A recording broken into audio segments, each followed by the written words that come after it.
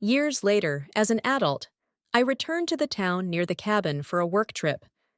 Out of curiosity and a need for closure, I decided to visit the local library. I wanted to see if there were any records or stories about the cabin's original owner. The librarian was an elderly woman who had lived in the town her whole life. When I mentioned the cabin, her expression turned serious. She pulled out an old newspaper archive and handed me a yellowed article. It detailed the mysterious disappearance of the man who built the cabin and several strange occurrences reported by locals over the years. "That place has always been trouble," the librarian said quietly. "You're lucky to have made it out." She paused, then added, "If you ever find any more strange books, destroy them.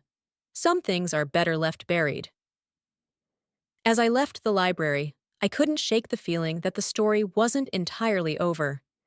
The shadowy figure and its glowing eyes still haunted my memories. But for now, I was content to leave the past where it belonged, in the shadows of the cabin, deep in the woods, where the darkness could no longer reach us. When I was younger, my family used to go on summer vacations to a secluded cabin in the woods. It was a beautiful, rustic place with a lake nearby, perfect for fishing and swimming. But there was always something about the cabin that made me uneasy. Maybe it was the way the trees seemed to close in around it, or how the shadows seemed to move on their own at dusk. One summer, when I was around 12, we arrived at the cabin for our annual trip.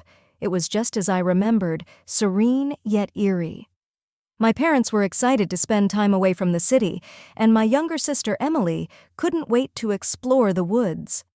As we unpacked, I noticed an old, dusty book on the living room shelf. It looked ancient, with a leather cover and strange symbols embossed on it. I was curious but decided to leave it alone.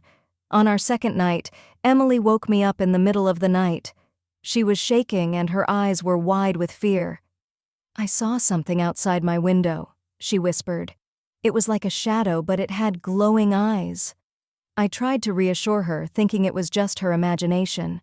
But deep down, I felt a chill. The next day, we went hiking, trying to shake off the unease. But as we ventured deeper into the woods, I felt like we were being watched. I kept seeing shadows out of the corner of my eye, but when I turned to look, there was nothing there. Emily clung to my side, clearly still frightened by what she had seen.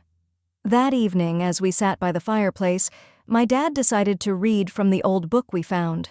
He thought it would be fun to see if it had any local legends or stories. As he read aloud, the atmosphere in the cabin changed. The air grew heavy, and the shadows seemed to deepen. The story was about a man who had built the cabin decades ago. He was a recluse, obsessed with dark magic and rituals. According to the legend, he had summoned something from the forest, something that still lingered there. Suddenly, the power went out. The only light came from the flickering flames of the fireplace. We heard a low growl from outside, followed by scratching at the door. My dad grabbed a flashlight and cautiously opened the door, but there was nothing there, just the dark, silent woods. After the power outage, we decided to call it a night and head to bed. But sleep didn't come easily. I kept hearing strange noises, whispers, and footsteps echoing through the cabin. Emily crawled into my bed, too scared to stay in her room alone. We huddled together, listening to the eerie sounds. Around midnight, I heard the door to the living room creak open. I strained to hear, trying to figure out if it was one of my parents. Then, I heard something that made my blood run cold. A soft, raspy breathing, like someone, or something, was standing right outside our bedroom door. I held my breath, afraid to move. Emily clutched my arm, her eyes wide with terror. The breathing grew louder, more labored, and then we heard the door handle slowly turn. It stopped short of opening and the breathing faded away. We didn't sleep at all that night. The next morning, we told our parents about what happened. My dad brushed it off, saying it was just the wind and our imaginations playing tricks on us. But my mom looked worried. She decided we should spend the day outside, hoping the fresh air would do us good. We spent the day by the lake, trying to enjoy ourselves. But there was a sense of dread that we couldn't shake off. The forest seemed darker, the shadows more menacing. I couldn't help but feel that we were being watched. That evening, as we sat down for dinner, we heard a loud bang from the attic. My dad grabbed a flashlight and went to investigate. He came back pale and shaken. "There's nothing up there," he said, his voice trembling, "but I found this." He held up a small, intricately carved wooden figure. It looked like a man, but its features were twisted and distorted. "It was just lying on the floor," he said. "I don't know where it came from." That night, the noises got worse. We heard footsteps running up and down the hallway, doors slamming shut, and that same raspy breathing. Emily and I stayed in my parents' room, too scared to be alone. My mom suggested we leave in the morning, but my dad insisted it was just animals or the wind. As we lay in bed, I felt a cold breeze brush against my face.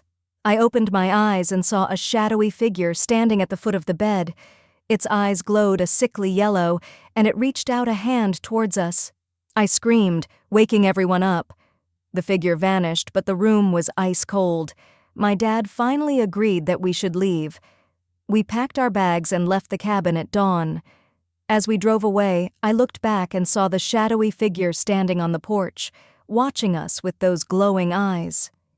We never went back to the cabin, and my parents sold it soon after. To this day, I still have nightmares about that place and the thing we encountered there. I don't know what it was, but I do know that some places are better left undisturbed. Returning to our normal lives after that terrifying trip was difficult. Emily and I had trouble sleeping, haunted by the memories of the cabin and the shadowy figure. My parents tried to downplay the events, insisting it was all just a series of coincidences. But I knew better. Something evil resided in that cabin, something that had been awakened by the old book. Months passed, and the nightmares continued.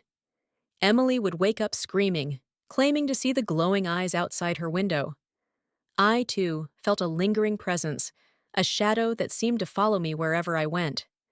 It wasn't until one particularly harrowing night that we realized the entity from the cabin had followed us home. It was late, and I was studying for a test in my room. The house was silent, with everyone else asleep. Suddenly, the temperature in my room dropped, and I felt an icy chill wash over me.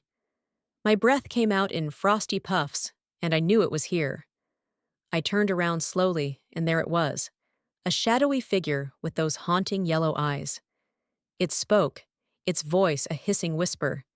"You can't escape me." I was paralyzed with fear, unable to move or scream.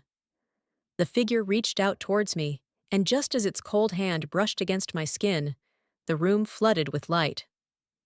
My dad had burst in, hearing the commotion. The figure vanished, but the fear remained. We called a priest the next day. He performed a cleansing ritual on the house, blessing every room and reciting prayers to banish the evil spirit. For a while, it seemed to work. The house felt lighter. The oppressive atmosphere lifted. Emily and I slept peacefully for the first time in months. However, the peace didn't last long. Strange occurrences began happening again. Objects moving on their own, doors slamming shut, and that familiar raspy breathing. Desperate, my parents reached out to a paranormal investigator.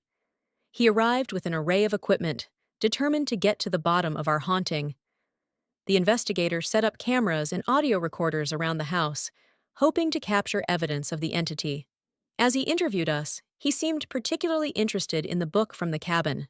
We described its appearance and the eerie symbols on its cover. He nodded knowingly and explained that it was likely a grimoire, a book of dark magic that could summon spirits. That night, the investigator stayed with us. As the clock struck midnight, the activity began. The cameras picked up orbs of light floating through the rooms, and the audio recorders captured chilling whispers. The shadowy figure appeared again, more menacing than ever. The investigator tried to communicate with it, asking why it was haunting us. The entity responded with a single bone-chilling word: bound. The investigator explained that the spirit was bound to the book, and since we had disturbed it, the entity had latched onto our family. The only way to end the haunting was to return the book to where it belonged and perform a ritual to sever the connection. Reluctantly, we agreed to go back to the cabin one last time. Armed with the book and a list of instructions from the investigator, we set off for the woods. The drive felt longer than I remembered, each mile increasing my sense of dread. When we finally arrived, the cabin looked even more sinister than before, as if it had been waiting for us. The investigator led the way, his flashlight cutting through the darkness. Inside, the cabin was just as we had left it, with an eerie stillness hanging in the air.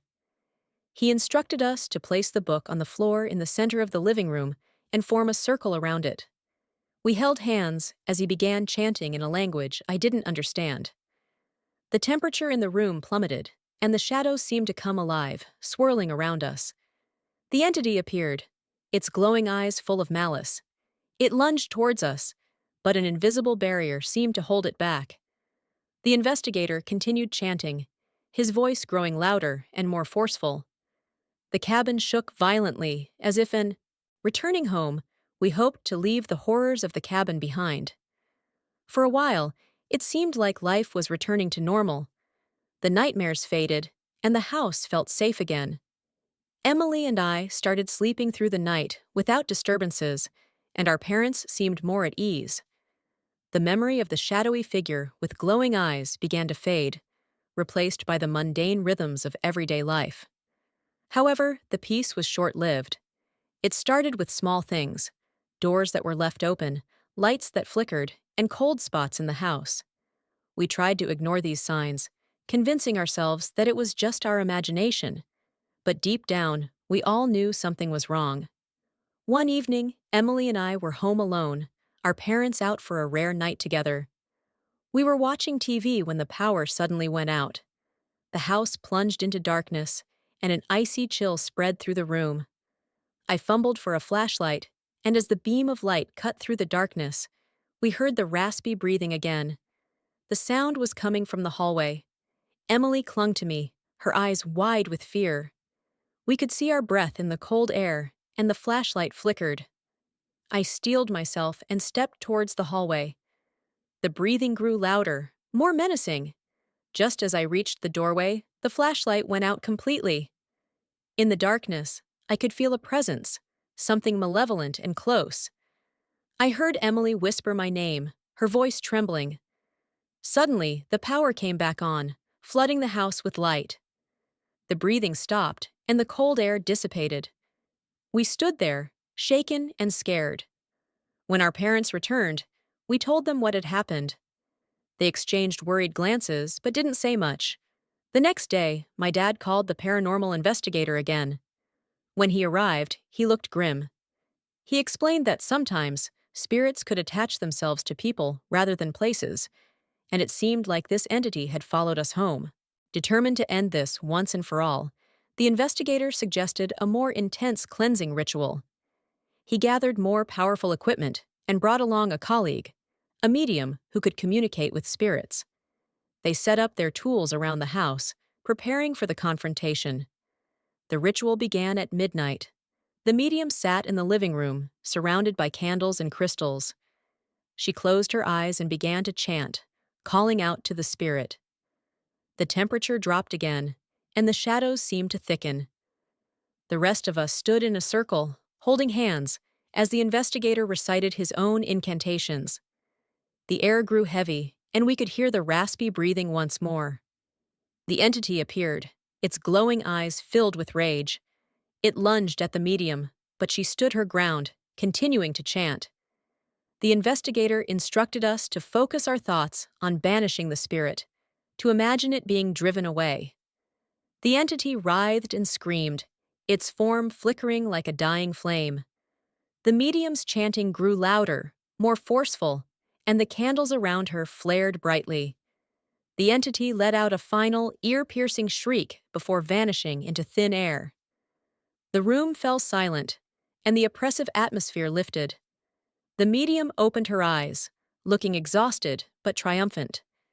She assured us that the spirit was gone for good this time. The investigator performed a final cleansing of the house, sealing any openings the spirit could have used to return. In the weeks that followed, the house remained peaceful. There were no more cold spots, no more flickering lights, and no more raspy breathing. Emily and I finally felt safe in our own home again. The nightmares stopped, and life slowly returned to normal. We never spoke of the cabin or the entity again. My parents forbade any talk of it, hoping to protect us from the trauma. But sometimes, late at night, I still feel a chill and wonder if the darkness is truly gone. Years passed, and we grew up, moving on with our lives. But the experience left a mark on us all. We became more cautious, more aware of the unseen forces that could lurk in the shadows. And I learned a valuable lesson. Some doors, once opened, can never be fully closed.